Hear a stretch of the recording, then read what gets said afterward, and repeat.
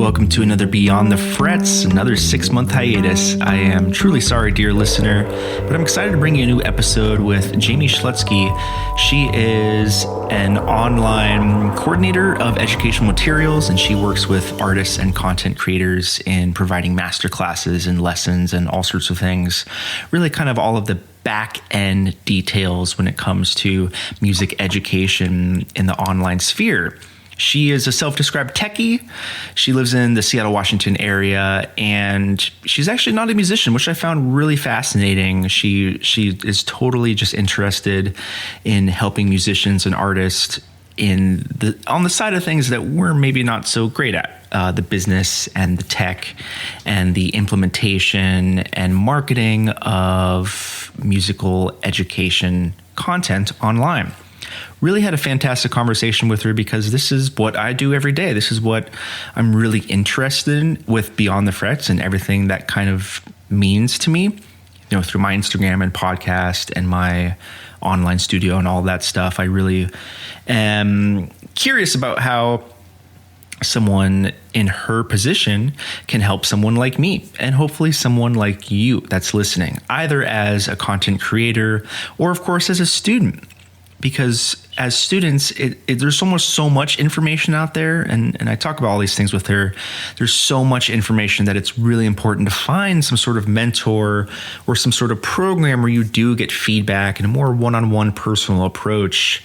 And I do think that's one of the biggest things that's going to keep music education moving forward in a positive direction, where you're actually learning a lot and gaining information that you can apply easily, is by finding programs like these, where you can have that interaction with not only this episode is short and sweet, but we packed a lot of information in. And I think one of the biggest things that I took is that you don't need a huge, crazy studio videography setup to start putting out good lessons and educational material that people are going to find useful and gravitate towards.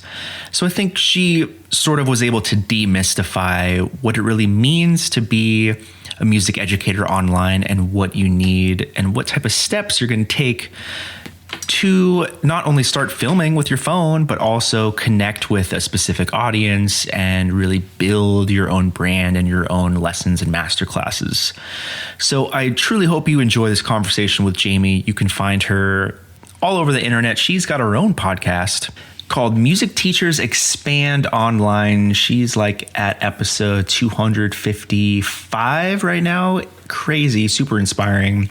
So that is obviously a very easy and accessible tool for you to really check out what she's talking about. Last little bit of housekeeping. I do want to thank you all for listening to the podcast and sticking by me through my hiatus. Hiati? Who knows? I do have more interviews planned for 2023. I'm super excited to have Sean McGowan, amazing solo guitarist, amazing educator, amazing person. He's fantastic. And I'm going to put out my Taylor Roberts episode as well that I recorded a few years back. Kind of do a little digging in the archives, but I am planning on more new interviews to put my butt back in gear on this podcast. So thank you so much for bearing with me. With that, I want you to sit down, grab an axe, and get abducted. Welcome to Beyond the Frets.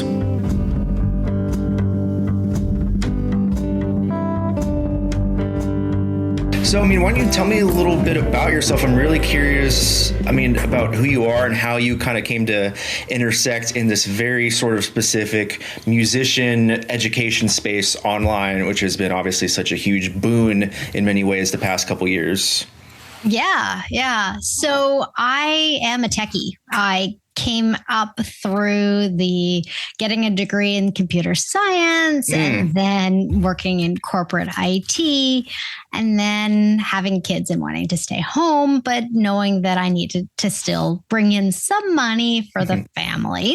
Yeah. So I did freelance work. I just did all sorts of freelance web work and I found my way into courses and I was much, much happier with courses. And then I found that there were some courses I liked and some courses I didn't, and some course creators that I liked and some that I didn't want to be working with anymore. And the ones that I did like tended to be more creative. And my very first favorite client teaches the bass. Okay. And she teaches the electric bass. And it's so fun to see the community that she's created. Yeah. I'm like, I want to be around more of that. Right. So I said, okay, let's do it. So, yeah. Wow. So you're coming at it. Do you play music? Nope. Okay. So that's super, super interesting. And probably an asset for you because, I mean, us musicians and artists, like, you know, we're kind of forced to embrace the technology, of course, but we're not as deeply ingrained as someone that like literally got a computer science degree and like has worked in that field. Yeah. Yeah. There's a difference. And I feel like for me, it's better that I am not the expert of the content. Okay. Because I can be the expert of delivering the content and making sure that we're creating the right containers and that we're presenting ourselves right online and all of that. Right. Absolutely. And it happened to be that you gravitated towards musicians and those types of creators. Yes, exactly. Gotcha. You know, I know you have a podcast, and I mean, how do you, I guess, what do you call yourself? Like, how do you promote, how do you sell yourself to someone like me, for instance? I call myself a technology strategist for music educators. Okay. And I think that that's kind of all encompassing in all those little words. Oftentimes I talk about, I help music teachers create online programs to extend their teaching, you know, and to increase their impact and increase their income through one-to-many programs. You know, I mean, I love courses. I love the idea of packaging something. So, yeah. Yeah. And it's just something like, how much of this were you doing pre-pandemic and how much has it shifted because of the pandemic? I came home and started working from home when my younger daughter was 2 years and 1 week old. She is now almost 14. Whoa. So it's been a long time. I've been doing this for a good 10, 12 years. Okay. Yeah. Wow. So it's not like I started. And actually that one client, she was pre-pandemic as well. Like, sure. You know, we worked together pre-pandemic, and the pandemic was a big shift. Yeah. Such a big shift. And I guess like comparing those moments, like before pandemic and now, like for me, like I did some online teaching before the pandemic, but obviously, you know, it forced me to do it more and start doing courses and I started a podcast, all these things, and it kind of really pushed my hand that direction. What do you think have been some of the biggest assets, if it's maybe on the technology side or just as far as the delivery or maybe as far as like the consumers? Because I feel like there's so much more just appetite for online courses, especially post pandemic. I mean, how do you kind of compare the pre and post kind of era that we've been in? The pandemic threw a lot of people online and they were scrambling. Yeah. They were scrambling saying, I just got to find some way to make it happen. And as the pandemic wore on, you kind of had this shaking of the industry where there are some people who are like, get me out, get me out, get me out. And others who are like, I love this. I am a better teacher for this. I am 100% fully online now and forever. And so the people that are teaching online, that are creating courses, creating memberships, creating communities online are here because they want to be here. Mm-hmm. The fact is people can go back to the way that they always taught and the way that they learned.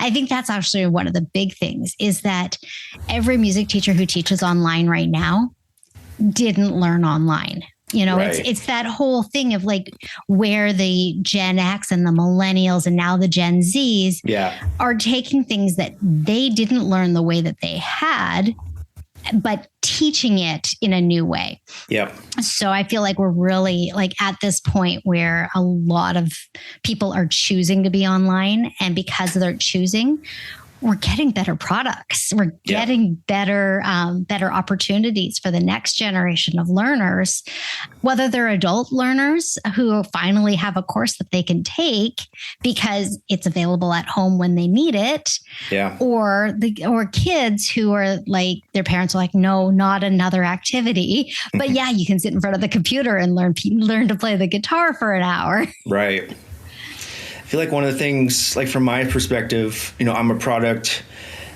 I learned a bit online, but my real schooling, so to speak, was at universities. I have a master's and undergrad, and also kind of, out in the streets gigging. But I feel like, I definitely believe in the university system. I think it's important to have that community, but I also am fully well aware that no one should be paying, $200,000 for a music or arts degree.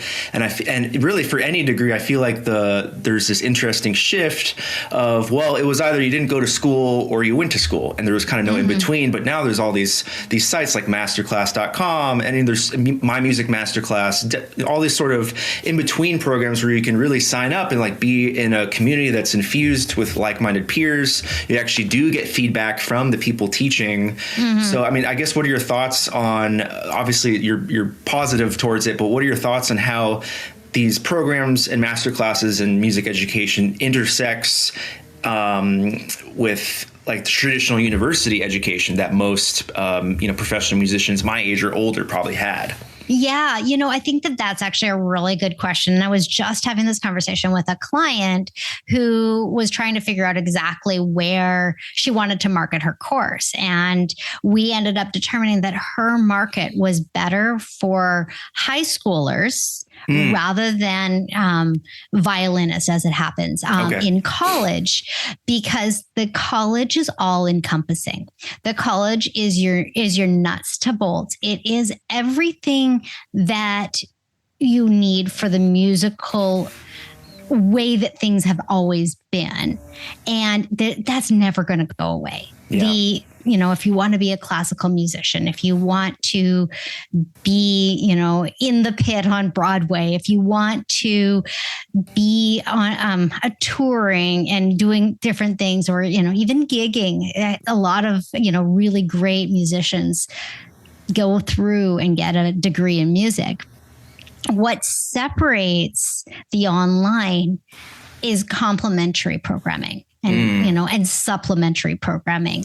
And that is, okay, I am in music school. I am wanting to go into music school, but I know I want to open a music studio when I'm done.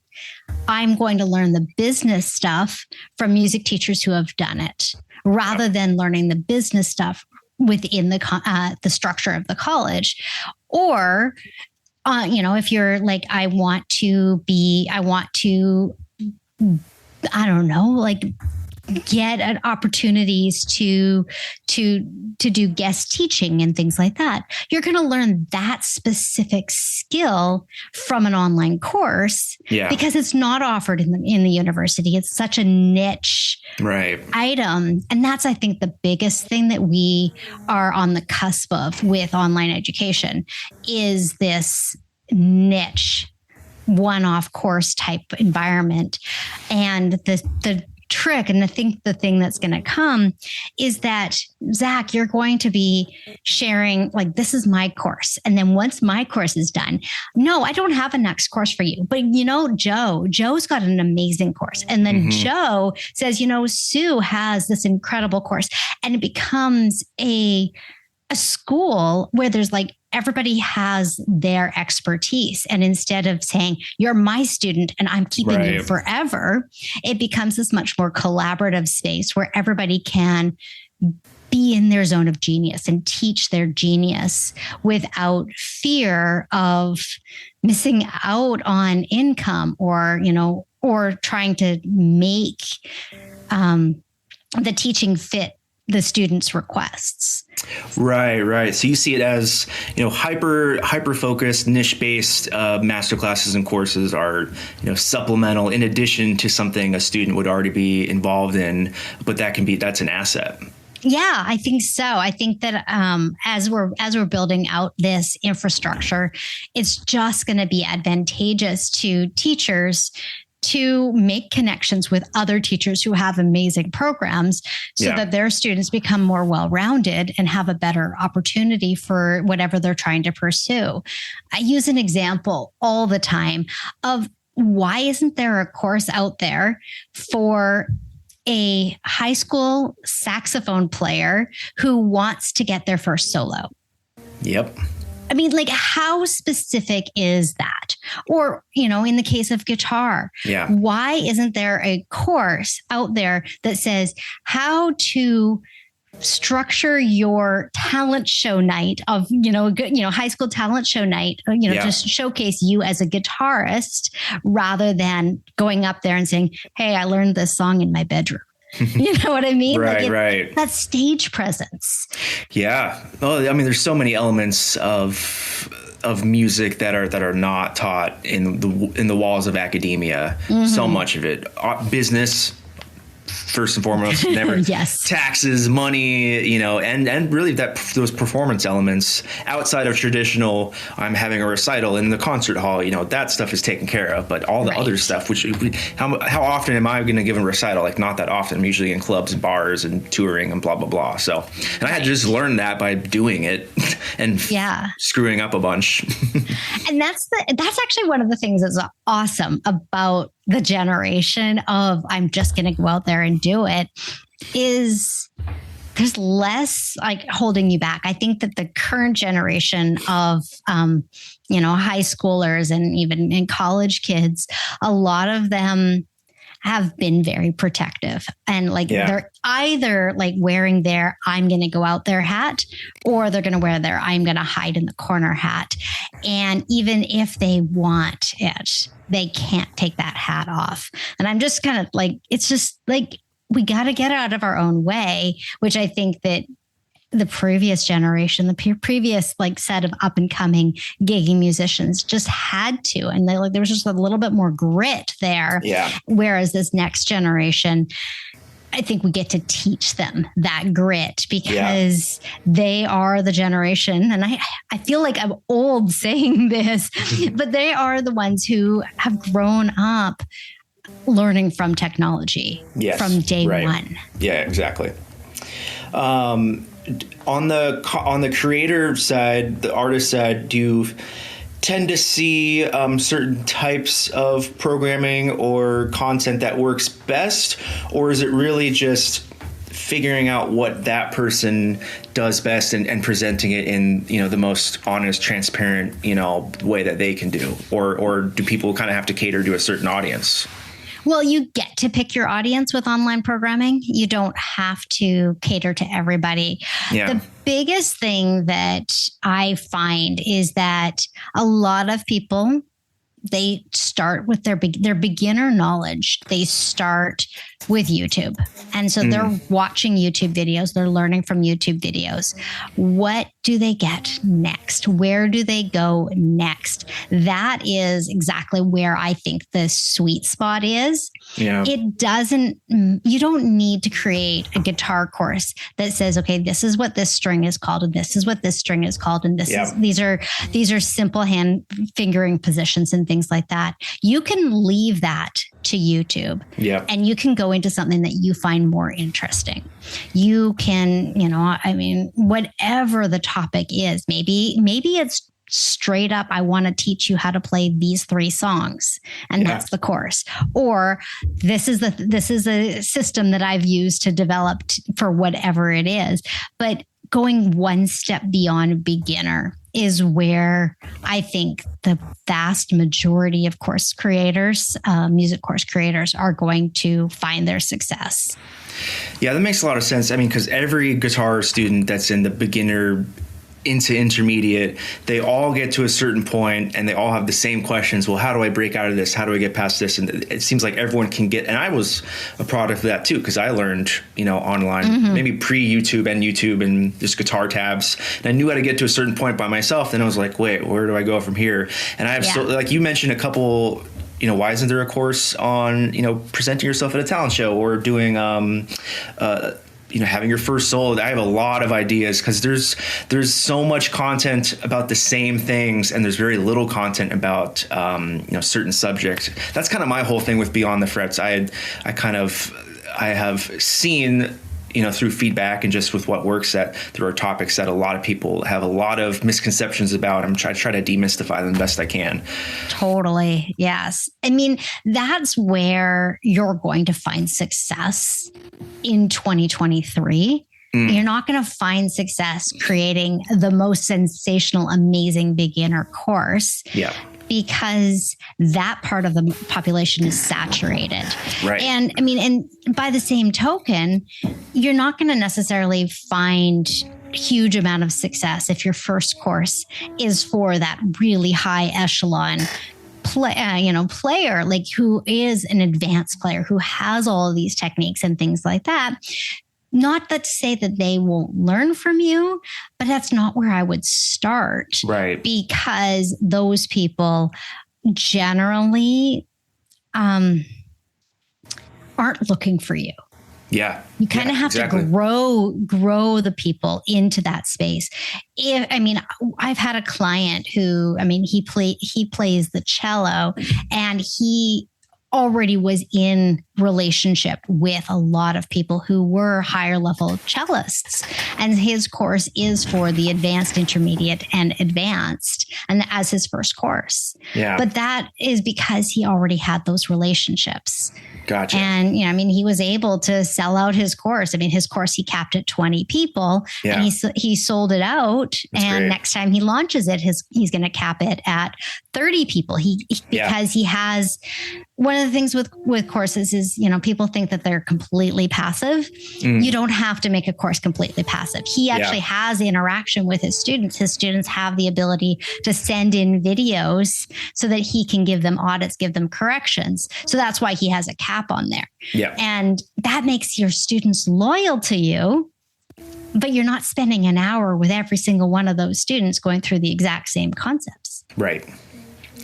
As far as the courses that you've worked with creators and musicians, can you speak more to like the delivery of them? Like you said, they don't have to be passive. What are the what are the things you use technology wise to kind of like build out these programs? Okay. Without giving your secrets away. Oh no, it's totally good. It's totally good. I'm very, very upfront about it. My clients, for the most part, deliver their courses through Thinkific. Thinkific is a learning management system, which is designed for creating courses, membership sites, and communities. And that is, my favorite platform for that. And I have been working with clients on Thinkific since 2016. So I've seen that software go through a lot of iterations as well, which has been very, very helpful because I still think it is the right piece of software to put your course on. And because of them having this level of community, you don't have to run a Facebook group. You can have it inside there. So when people are going through their content, and, they actually have the community right there at the same place, which, some people really like to have a Facebook group with their courses so that people who pick up their phones, like they pick up their phones all the time and jump on Facebook. And so there is a give and take on that. But, Thinkific is definitely the platform. And then Zoom for coaching calls, or I have a couple of clients who use software like Musi.live for giving their private lessons. Musi has the ability for you to have 10 people in your room, for example. So you could do your coaching calls through that, depending on the size of your group.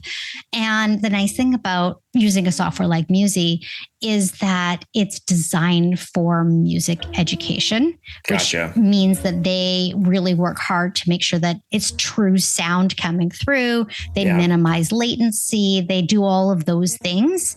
So it does create a better experience, but Zoom is kind of the standard operating tool at the moment, and it works just fine for those additional elements of a course. Yeah.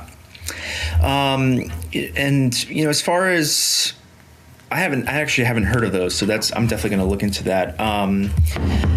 As far as like literacy, like technological literacy, how much does your creators need to know? I assume you take the role of like, don't worry about all the tech jargon, like I got you covered. But, you know, I guess for people wanting to step into this world, because we all kind of, that's the move, in my opinion. Yep. We've seen that. You know, what are people's first steps to even just gauging, you know, if they're going to be successful, or finding what their niche is, or, you know, their little audience?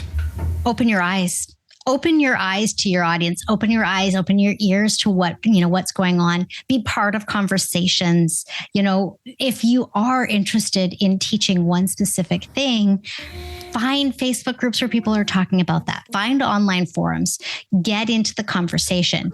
With respect to creating your course, my biggest thing is that every course has to have a beginning, a middle, and an end. And what I mean by that is we need to be working toward a very specific goal. Yeah. By the end of this course, you will be able to do this. Right. Unlike lessons where it's like, okay, what are we going to work on this week? Right. So we want to have a very specific goal. And also, like I was talking about earlier, where does that person start? Do they know the names of the parts of the musical instrument? Do they know how to do this, that, whatever you want to put at the beginning, so that like they know their minimum requirements, so that you also know where you're taking them. You're taking them from this point to that point. And when I say a middle, there are so many people who drop their courses because they don't feel like they've hit a success. So I think of the middle as a milestone unto itself, so that if they get to the middle, they've hit a milestone, they have accomplished something, and it lights that fire to help them keep going to the end. So I really think that having a really strong middle, and that, you know, I mean, some people have like 2 or 3 middles depending on the length of their course, but having something that people are working toward every single time they sit down at the computer to take in your lesson, that's a big thing. And the one other thing I want to tell you is that recording your course with your phone is 100% fine. You can use the camera and microphone on your phone. Yeah. Don't let, I don't have fancy lighting, I don't have an external camera or external microphone. Don't let that hold you back, because the coolest thing about a course is if you have a 5-minute video and you recorded it on your phone and you don't like it, 2 years down the road, you can record that same video brand new, and you can insert new versions of components of your course, whenever it's necessary, whenever you feel like it. Yeah, that's a very good point. I mean, I've kind of seen with my own Instagram and content, I used to really try. I have a nice camera and lighting, and I used to go all out. And I felt like the more effort I put in, like the less feedback I actually got. And I kind of realized, as long as my information is really solid, and I have a nice iPhone, like it's pretty darn good looking, but like as long as I'm giving great information that's to the point, and I'm just like doing my thing and people see that consistently, I use my phone for almost everything, and I've had way more engagement. I mean, my Instagram's like blown up the past year and a half, and I only use my phone versus I had a previous Instagram account that I deleted entirely. I really tried to go all out and, you know, do it all fancy, and it just never caught on. And I think so that's a great point, because I think there's that entry point at a level of access for creators. Was like, we need all this stuff. We need cameras, we need lighting, we need all the equipment and technology. And it's like, no, I mean, just pull out your phone. Yeah. I have a client who recorded her entire course on her iPhone. And what she did is she used her music stand and a little tiny tripod, just like one of those little tripods for your phone. She put that tripod on the music stand and that way it got it to the right height, it got to the right positioning and things like that. She used what she had. Right. And that's what I always say is use what you have until it no longer serves you. I say that with technology all the time. I mean, there's no reason to go out and buy a fancy camera. Use what you have. And then, if your course brings in the money in order for you to buy that fancy camera that you wanted for something else anyway, go for it. But, use it until it no longer serves you. Yeah, absolutely. That makes a lot of sense. I guess, one of my last topics I wanted to hit, how does social media tie into your clients? And I mean, I guess how do you, obviously you use social media yourself to promote your own services. I mean, how have you seen, that's been such a huge thing the past couple of years. How do you kind of target specifically with these creators, that kind of sector? Yeah, no, absolutely. And full transparency, I have a business partner that I work with in my program. So I've got a course that I've got out there. I've got a program out there. I've got a few other things, and she's much more the marketing side of things. Okay. So we have our clients really, working through posting and interacting on Facebook, especially in Facebook groups, on Instagram, and if they're interested on TikTok. I'm too old to be on TikTok. My kids have told me that. Wow. Have you, you mentioned Facebook groups. That's interesting because I've kind of shifted away from Facebook just because Instagram has been so helpful. But I guess what do you see as what are the advantages or I guess the pros and cons of using Facebook groups, which are usually specifically obviously for a certain topic or certain, there's like so many jazz guitar Facebook groups. I can't even keep track. It's so specific. And then Instagram, where it might be more of a potential reach, but it can be really hard to actually reach them specifically. How do you kind of approach both platforms? Yeah, well, they're definitely different platforms. And I think it's really important for people to understand that. I like to use Facebook groups for research, like other people's Facebook groups, see what conversations are taking place in there, see who's active, see what questions are being asked, and then creating your content based on those, especially for Instagram and TikTok, because the questions that are being asked in a Facebook group, that's like the environment where people ask questions and get answers and stuff. Whereas people don't generally say, hey, I need help figuring out how to play this on Instagram. That's not what they post. But if you're answering the question with a really engaging TikTok or a reel, then they're going to find you.